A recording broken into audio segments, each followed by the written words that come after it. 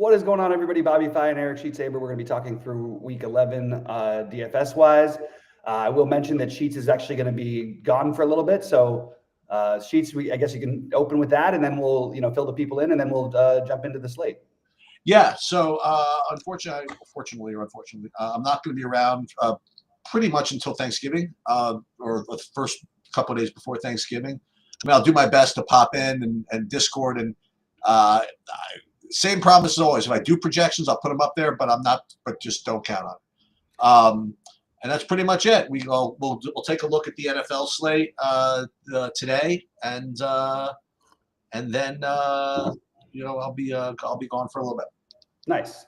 And I will remind everybody that as we're gone, we're figuring something out about getting more stuff behind the paywall. So we'll probably be doing less free videos. We'll do some occasionally, but mostly they're going to be behind the paywall as of when Sheets gets back.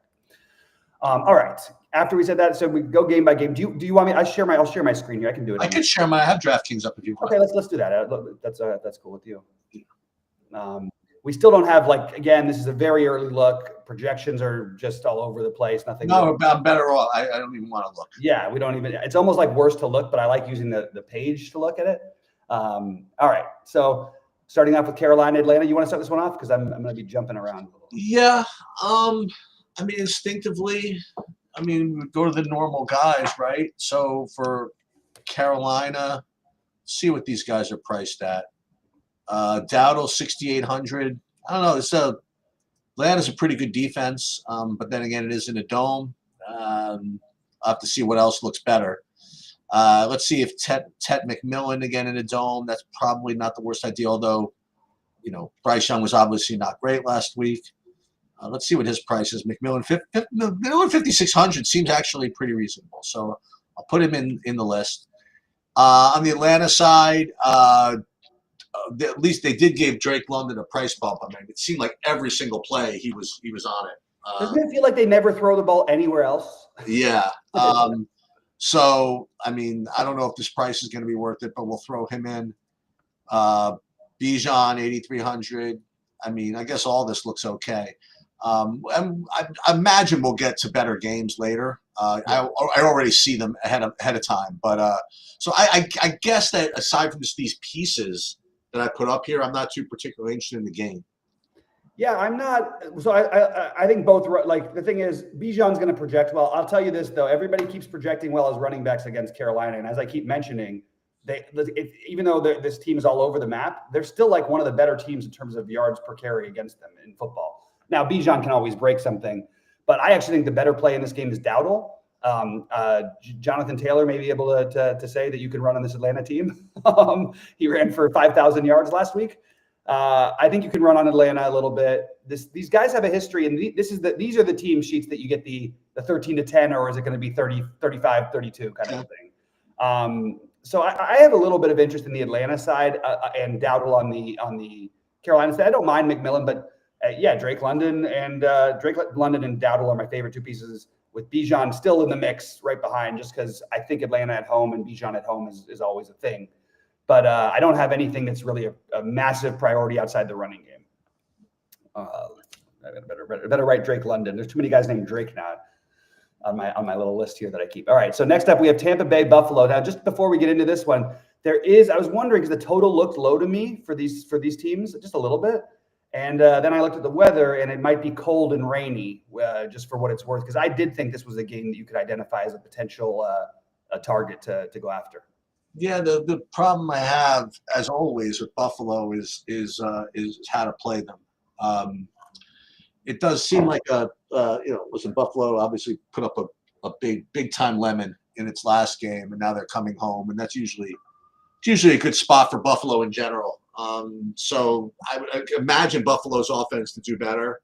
So considering that we don't usually like to play the running backs against Tampa, you would think that you'd want to play Josh Allen and other guys. But as usual, I just don't know what to do with these other guys. So the Buffalo side, once again, I'll probably just be off of, even though I think they're going to do well.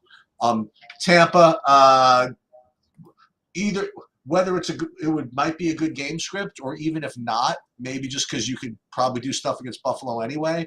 I think Ibuka, I don't really care what the price is right now. I think he's 7,200 is going to look is good. And the other guy that you keep bringing up every week, the Tez Johnson. I mean, he's he did have 20 last week. He's live for 10, 15 every week. So between possible good game script and just the fact that you could probably do something against Buffalo anyway, I do like Baker Mayfield and those two receivers. Yeah, I love those receivers. I love Josh Allen in this game because I don't think that Buffalo is going to have success. As I keep mentioning, I don't think you're going to have success running the ball up the middle on Tampa Bay. Tony Romo, actually, I felt like he said exactly what I've been saying all season during the Tampa Bay game today. He's like, look, if you're going to run the ball on this Tampa team, you can do it. You just have to be able to run outside the numbers because you're just going to run into like the pile of the biggest guys ever, which means I think more falls on Josh Allen in this game. And that's always appealing to me. I would tend to agree with you, although I have my Buffalo's a little bit fraudulent. I think Tampa Bay, to some extent, I love their defensive concepts and the things they run, but it's pretty amazing actually what they've done with a pretty limited cast. I mean, missing Mike Evans, and you thought you have Evans and Godwin, and instead it's Ibuka and Johnson. And they've kept up pretty good. Cade Otton's been getting a lot more looks lately, and did want to mention that I think that he's very firmly in play as well. So I've got those as the ones. And I have this as a potential game stack. I think Josh Allen, both receivers from, I mean, you could do it, Sheets. We've seen this win a bunch of times. You could play both receivers from Tampa Bay and play the Josh Allen just on his own on the other side and hope you get the rushing touchdowns upside. But to me, this game is on definitely a little bit interesting. And I really do like Tez and Ibuka. So yeah, that's where I'm at. If you're going to play Josh Allen with anybody in this game, my personal take would be you have a cheap Dawson Knox with Kincaid. If Kincaid is out, if Kincaid is in, I think it would be Kincaid. But and then you've got, I think that Shakir would be my favorite, which is nothing special from the receiving standpoint. But yeah, I have a little bit interested in this game. So I'm curious to see what the weather holds come Sunday. All right, next up, you have the Chargers in Jacksonville with, I tell you what, when I was looking through to try to get ready for this today, I was very, very surprised at the projected total in this game. I thought this was going to be a massively bad weather game, but I don't see that being the case. It's 80 degrees in Jacksonville, and you've got a 43 total. There's a big going back to the playoffs from the year before last, where they gave up with the biggest, I think it was the biggest lead in playoff history, the Chargers to Jacksonville.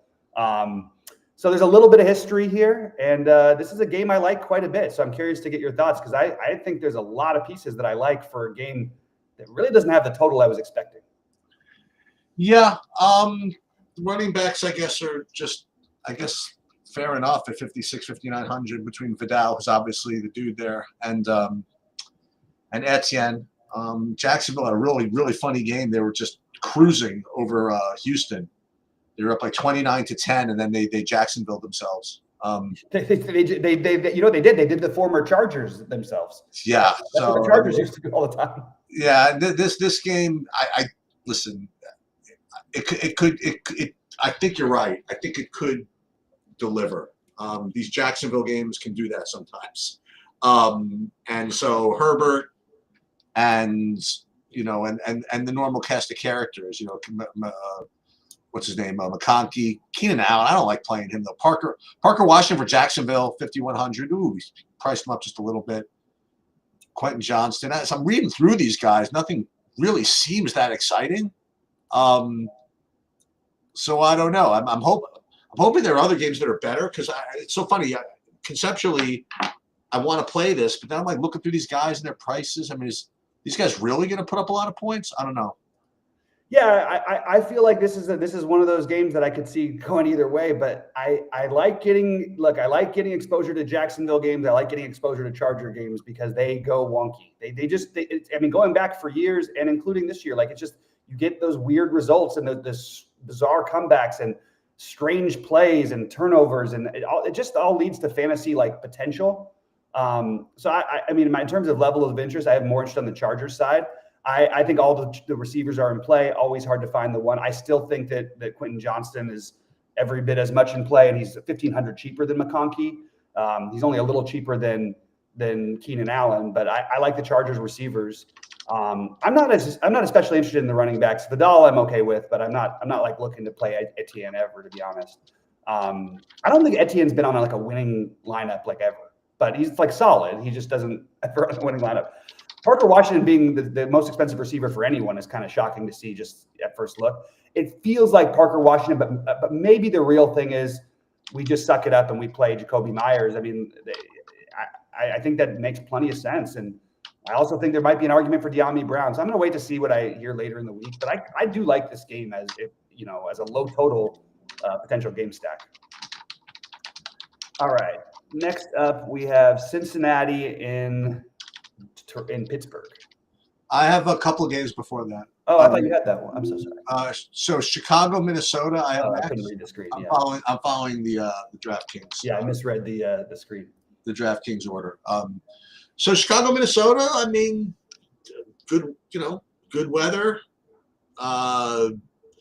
Chicago can get into these weird shootout type games, but then again, Minnesota doesn't really like to play those types of games.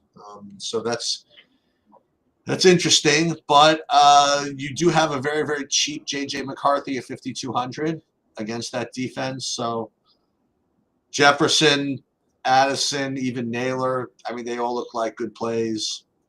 Chicago, I don't think I want to play Caleb Williams against Minnesota. I just don't feel like doing it. Adunzai's been a little bit pedestrian, 6,200. I don't know. Luther Burden, 3,700, maybe like early slate stuff. Chicago legitimately, I think, has two running backs here with Swift and Monangai, so I don't know if I want to do that. So again, this is like first looks though, so I'm looking for something to kind of jump out at me, and I'm not really seeing it right now. Yeah, I think it's more the Minnesota side for me. These teams played on week one. It was one of those. I was actually at the casino in Vancouver with my son, and I walked away for like a few minutes. It felt like, and the Bears were in complete control. Next thing I know, the Vikings come roaring back. I think you can throw the ball on the Bears. I think you can run the ball on the Bears. I have interest in McCarthy and the pass catchers. There's a lot of things, and I watched a lot of that Vikings game because I was heavy on the Vikings Ravens last week. I don't know what's going on with Justin Jefferson. That was real, and people had him not making attempts at balls. He did trip on one of them, but it was really, really weird because they were clearly trying to just loft the ball up and give him a chance, and he wasn't even jumping for it. He wasn't even like making an effort. There's a lot of strangeness going on, and there's a lot of Vikings fans I know that really want Justin Jefferson gone, which is I never thought I'd hear that. So I'm interested in their receivers, but I don't think it's necessarily Jefferson. Jalen Naylor got a lot of looks, and if a young quarterback has a rhythm with somebody, I would give him a shot. And I think Addison's very interesting. So I like the Minnesota side. There's nothing I can get too excited about on the Chicago side. I think Adunze and Moore are fine, but not going out of my way for it. But I think the Minnesota side is one I'll be well overweight on this week, as of right now. And then, Caleb can put up numbers at the end, of games or whatever. I don't know. Like you said, Adunze has not been incredible lately, but I think this could be a spot where he breaks through. Okay, so Green Bay, New York Giants. So New York Giants, two things. Number one is they fired Brian Daboll, and apparently Jameis Winston is going to be quarterback. So a couple of things. First of all, I said it before, said it again. I'll continue to say this. Jordan Love is just the worst. Okay, I don't know where he became good for like a while. He just is awful. Okay, and Green Bay's offense is awful. I'm not the slightest bit interested in anything from the Green Bay side until further notice. Okay. Now, as far as this Jameis Winston thing, I could spend like hours on this. See, there's just such a big difference between DFS players and like football watchers. Like DFS players like will crawl over like dead bodies and like rape and pillage entire communities to get Jameis Winston to play for them. Okay, right. Because Jameis Winston, all he does is create fantasy point opportunities. Okay. Because he doesn't give an F. He jumps back and just slings the ball into the sky. Okay, he's got like he's like got some of the worst statistics in like quarterback history with respect to interceptions and all of this stuff. Going back to when he was at previous teams, and yet like DFS players are just shocked anytime that he's on a team and not playing. You know, like, why is Jameis Winston not quarterback instead of Tom Brady? Like, didn't it happen with Baker at one point? I think it did. Yeah, right. Why are they playing Baker Mayfield over Jameis Winston? Why is Jameis Winston not quarterback over Brock Purdy? Like, why is Jameis Winston not quarterback over all this? Okay, because he stinks. Okay, he's good at taking risk for people who don't care about taking risk, which is that meaning DFS players, people that want offense. All right. I'm sure at the end of this game, like the Giants are like going to win outright somehow, you know, and they're going to win outright somehow, and Jameis Winston's going to put up 30 fantasy points, and he's going to be the second coming of whatever, and all this stuff, and I have to hear about this again. But I'm not doing it. I'm just not doing it. I don't think he's got the weapons. Even if he was able to, I think Green Bay's coming off of 2 abysmal performances. Okay, if they have any pride at all, you know, they'll at least bring their defense to play. Yeah, their defense has been yeah. incredible. So I mean, they did hold the Eagles to nothing, right? Yeah. So I am not the slightest bit interested in a shred of this game. Okay, so I have a couple of different. I agree with most things you said. One, especially about Jordan Love. I don't know where this happened. I mean, this guy was the MVP favorite a couple of weeks ago, and I have no idea why. I've watched Jordan Love play probably 20 games in my life, like somewhere around there, and I remember him playing well like one time. I know he's put up numbers other times, but like I'm kind of with you on that. Just what's going on with this? And it's true what people say. And the other thing about Jameis is he's probably the most likable guy because he's I love the guy. He's a terrific guy. He's funny as hell. Like the fact that he got LASIK and he comes back and he thought his coach had been black for the last year and a half. That was funny. He's a great guy. He's a character. I can't do it against this Green Bay defense. There's probably a time I would have done this. You know what I mean? If they're playing the Bears, I'd probably be talking about Jameis Winston, but I'm not doing it.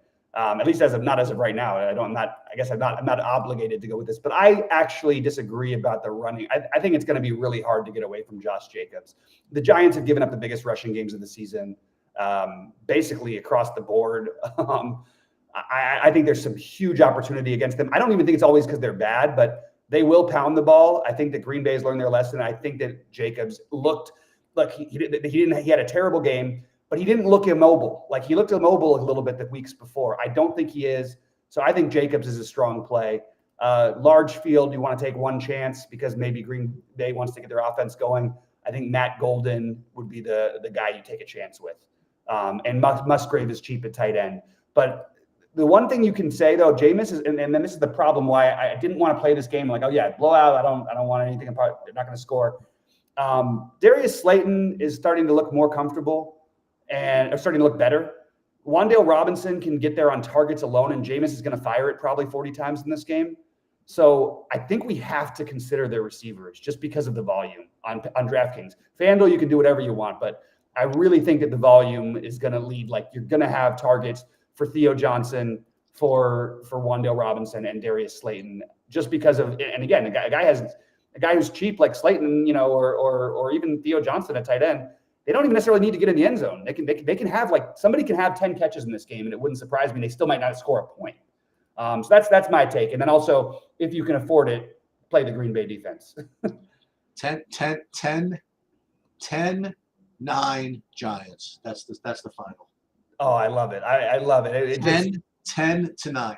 Well, that would also support my reasonable sized Packers missed the playoffs bet. And the way that the Packers get the 9 is a touchdown and a safety. That's the way they get the 9 is a touchdown and a safety. Yeah, not 3 field goals. That's you know.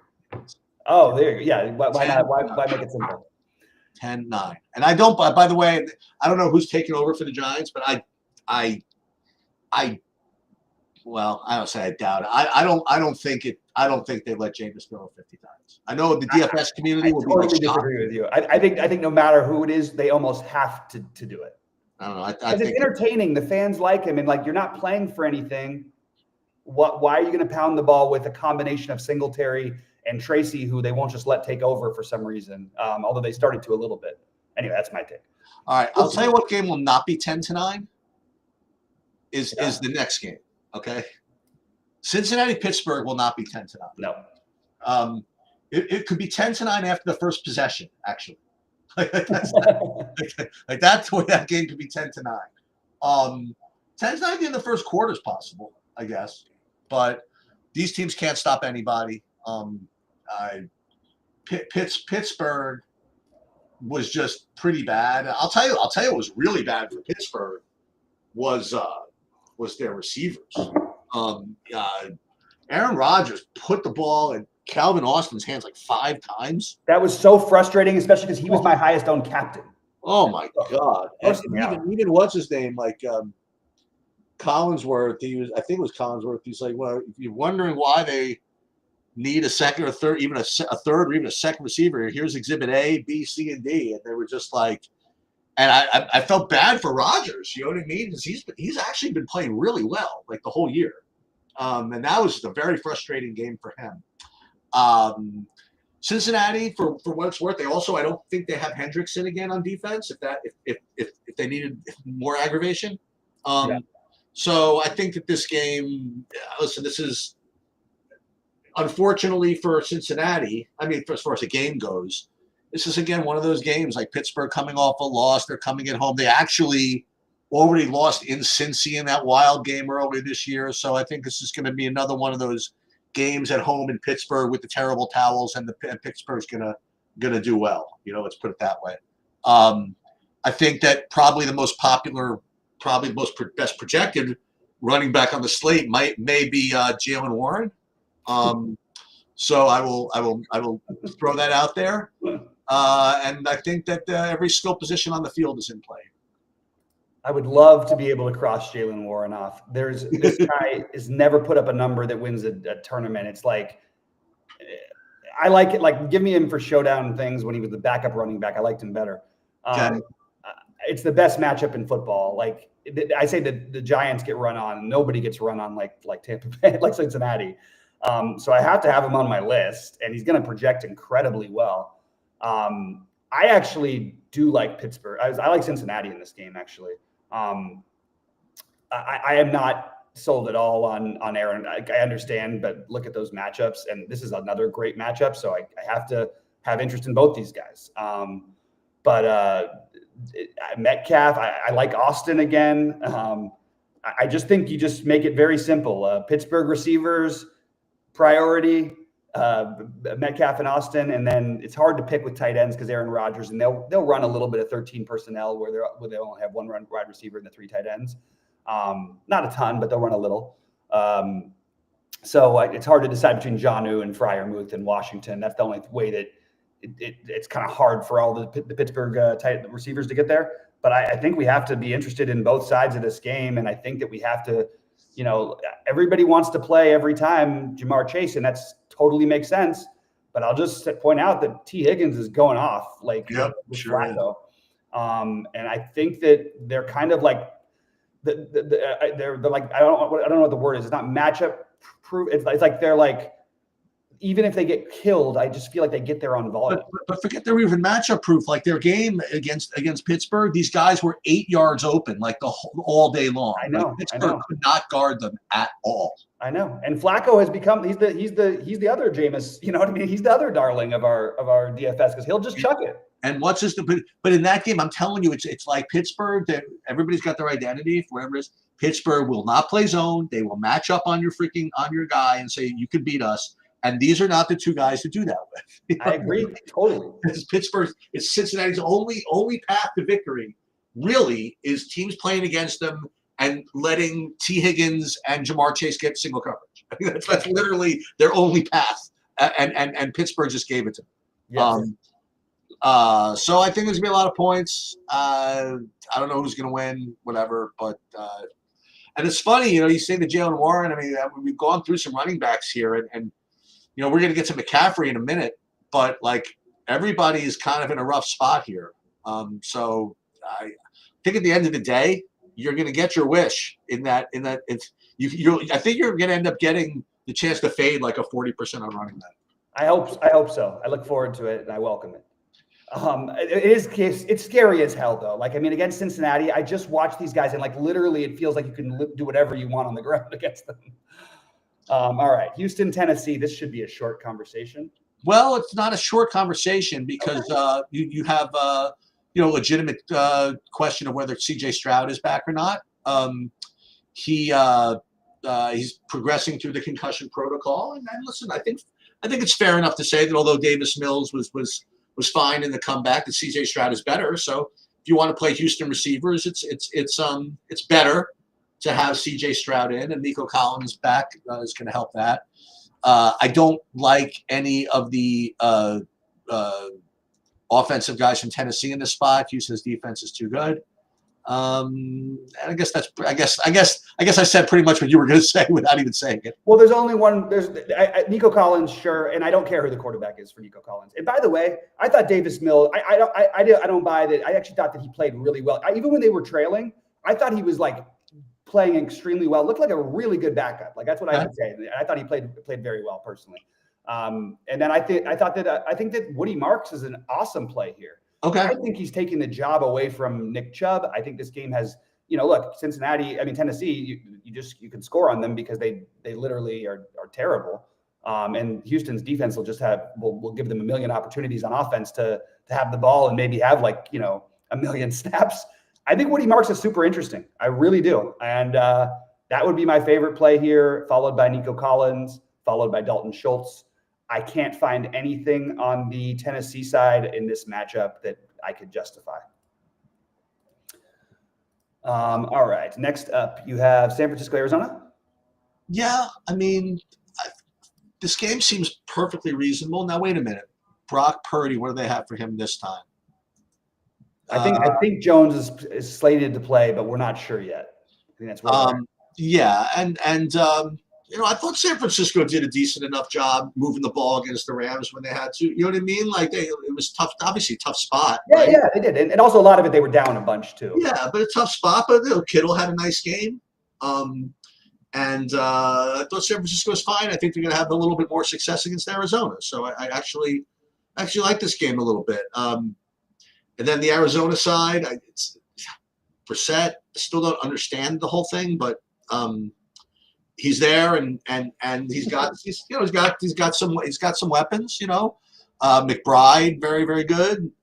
Harrison, I know you're not a big fan of his, but you maybe have a chance to play DeMarcado again. I don't know what game people are going to target, but I don't know. I think this game is pretty reasonable actually. Yeah, this is the one that I worry about, the 13-10. Okay. Because you have the backup quarterbacks. You actually have the former New England Patriots quarterbacks, Mac Jones and Jacoby Brissett. I actually think Mac Jones is a totally adequate quarterback. I think he's one of the best 30 quarterbacks in the NFL. And I think Jacoby Brissett is probably one of the best 30 quarterbacks in the NFL. They don't necessarily need to be backups. They would have to be probably on good teams long term. I think look, it's hard not to like McCaffrey. Although I point out his rushing things, I think he can get there other ways. It is interesting that what they did in the second. I just want to point out like how they came back against the Rams. It was literally a mind game. These coaches were playing with each other. They start the second half without McCaffrey on the drive. They Bijan Robinson and they march right down, running all over the Rams who are looking past what Bijan Brian Robinson. I'm sorry, Brian Robinson. And then the Rams come back and they start the second half with Blake Corum as the running back, and they're playing 13 personnel only, which they literally barely done in McVay's time. We'll talk about that game in a minute, but it's really interesting what the Rams have been doing lately. Anyway, that's all to say that I like McCaffrey. I think that the cheap receiving options, give me Michael Wilson, give me Greg Dortch. I'll gamble with those guys, and then as always, the tight ends are awesome.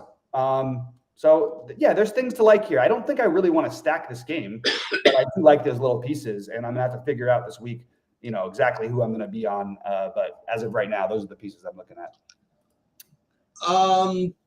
Cleveland, Baltimore. We might end up again on kind of different sides of this one. I don't think so. Oh, okay. Yeah, I'm not interested in Baltimore at all. against the Cleveland defense, especially at Cleveland. If anything, I would maybe play a little Cleveland, like Judkins at running back maybe. He did have 22 carries last week. That's, obviously he didn't do all that much with them, but he did have 2 receptions. Mm-hmm. But that's what I like from this game. I like Judkins, and listen, can't really play Dylan Gabriel. Well, maybe I can. I don't know. I prefer the Cleveland side as far as DFS plays in this game. Yeah, I kind of see what you're saying. I mean, it's just the Baltimore beat them 41-10 when they were healthy before, and they still didn't put up numbers that you'd want.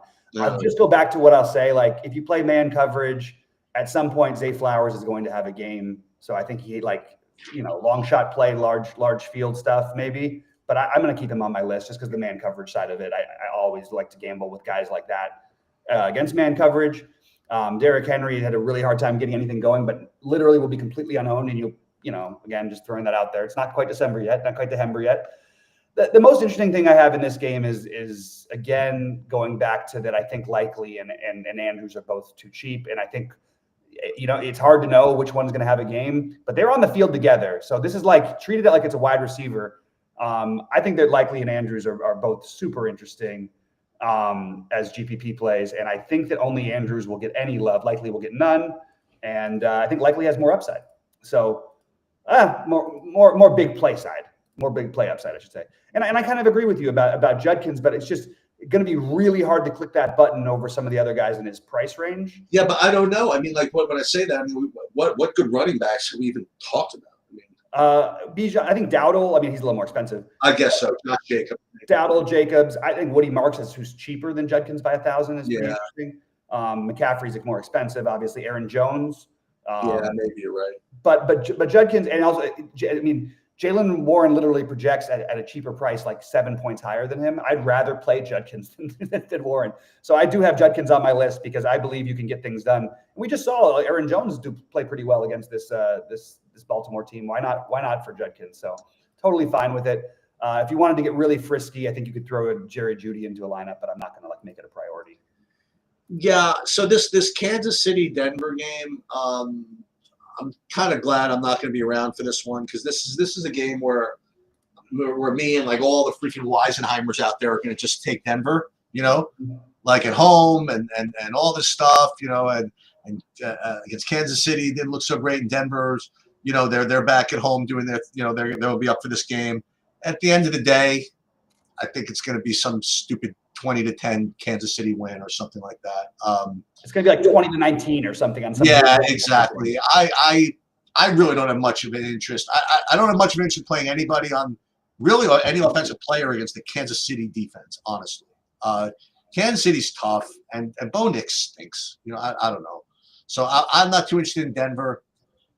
I think Denver at home is just, I guess, good enough for me to not have to play, the Rashee Rice and Xavier Worthy. 4,900 is pretty freaking tempting, I have to say. It is.